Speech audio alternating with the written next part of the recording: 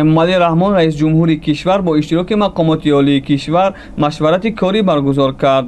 Президенти кишвар зимни машварати корӣ бо масъулини доир ба омодабошӣ барои зимистонгузаронӣ, захираи кофии маводи хӯрокворӣ ва сӯзишворӣ, таъмини муассисаҳои иҷтимоӣ ва аҳолӣ бо барху гармӣ дастуру супоришҳо додааст.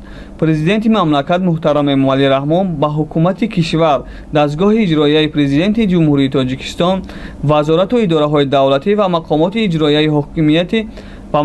иҷроияи ҳокимияти давлатии вилоятҳо ҷиҳати дар сатҳи зарурӣ омодабошӣ барои зимистонгузаронӣ дастур додааст. ҳамзамон раис ҷумҳур барои захираи кофии маводи хӯрокворӣ ва сӯзишворӣ, таъмини муассисаҳои иҷтимоӣ ва аҳолӣ бо барху гармӣ супоришҳо додааст.